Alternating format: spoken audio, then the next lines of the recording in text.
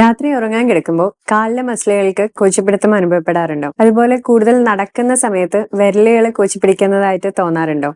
ഇതിന് നമ്മൾ muscle cramps എന്നാണ് പറയുന്നത്. കൂടുതൽ നേരം ഇരുന്ന് ജോലി ചെയ്യുന്ന ആളുകളിൽ രക്തോട്ടത്തിന്റെ അളവ് കുറയുന്നത് കൊണ്ട് തന്നെ ഈ ക്രാംസ് അനുഭവപ്പെടാനായിട്ട് സാധ്യതയുണ്ട്. അതുപോലെ തന്നെ പെട്ടെന്ന് ഒരു ദിവസം നമ്മൾ കൂടുതലായിട്ട് ജോലി ചെയ്യുക, ഒന്നല്ലെങ്കിൽ ജിമ്മിൽ പോയി എക്സസൈസ് ചെയ്യോ, അല്ലെങ്കിൽ കൂടുതൽ ദൂരം നടക്കുവോ, അല്ലെങ്കിൽ കൂടുതൽ പണി ചെയ്യോ, അങ്ങനെ എന്തോ ആവാം. കൂടുതലായിട്ട് പതിവിലധികം എക്സസൈസ് ചെയ്യുന്ന സമയത്തും ഇതേ ക്രാംസ് അനുഭവപ്പെടാനുള്ള സാധ്യതയുണ്ട്. ഇതേപോലെ നമ്മൾ വെള്ളം കുടിക്കുന്നത് കുറയുക, അതുപോലെ നമ്മളുടെ ബ്ലഡിലുള്ള ഇലക്ട്രോലൈറ്റ്സ്, അതായത് സോഡിയം, പൊട്ടാസ്യം, കാൽഷ്യം, മഗ്നീഷ്യം എന്നിവയുടെ അളവിലുള്ള വ്യത്യാസങ്ങൾ ഈ ക്രാംസിന് ഒരു കാരണമാണ്. അതേപോലെ പ്രഗ്നന്റ് ആയിട്ടുള്ള സ്ത്രീകളിൽ, കരൾ രോഗങ്ങള്, കിഡ്നി രോഗങ്ങള്, കൂടുതലായിട്ട് സ്മോക്ക് ചെയ്യുന്ന ആളുകളിലൊക്കെ ഈ ക്രാംസ് സ്ഥിരമായിട്ട് കണ്ടുവരാറുണ്ട്.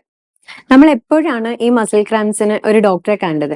ഇതിപ്പോ സ്ഥിരമായിട്ട് എല്ലാ ദിവസവും ഉണ്ടാവുക, അല്ലെങ്കിൽ ഉണ്ടാവുന്ന സമയത്ത് കൂടുതൽ നേരം അത് നീണ്ടു നിൽക്കുക, അതുപോലെ ഭയങ്കര ഇന്റൻസ് ആയിട്ടുള്ള വേദന ഉണ്ടാവുകയോ, അല്ലെങ്കിൽ ആ മസിൽ കോശിപ്പിടിക്കുന്ന സ്ഥലത്ത് കളർ വ്യത്യാസം, റെഡ്നെസ്സോ അല്ലെങ്കിൽ നീർക്കെട്ടോ അങ്ങനെയൊക്കെ ഉണ്ടാവുന്ന സമയത്ത് തീർച്ചയായിട്ടും നമ്മളൊരു ഡോക്ടറെ കണ്ട് അതിന്റെ ശരിയായ കാരണം എന്താണ് എന്നുള്ളത് കണ്ടുപിടിക്കേണ്ടതായിട്ടുണ്ട്.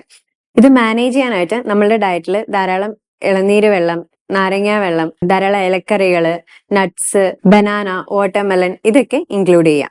ഈ ക്രാംസ് വരുമ്പോൾ നമുക്ക് വളരെ ഇന്റൻസ് ആയിട്ടുള്ള വേദന അനുഭവപ്പെടുന്നതുകൊണ്ട് തന്നെ നമുക്ക് മിക്കവാറും ടെൻഷനും ഒരു വ്യാകുലതയും ഒക്കെ ഫീൽ ചെയ്യാനാണ് സാധ്യത.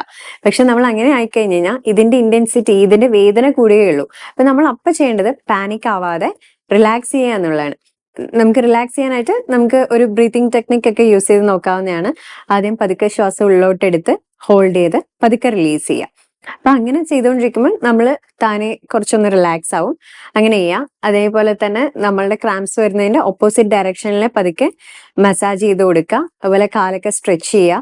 അതുപോലെ കൂടുതലും ഈ തണുപ്പോ അല്ലെങ്കിൽ അങ്ങനെയൊക്കെ ആയിട്ടാണെങ്കിൽ സോക്സ് ഒക്കെ യൂസ് ചെയ്യാം. അതുപോലെ സ്ട്രെച്ചിങ് എക്സസൈസസ് ഒക്കെ പ്രാക്ടീസ് ചെയ്യുക.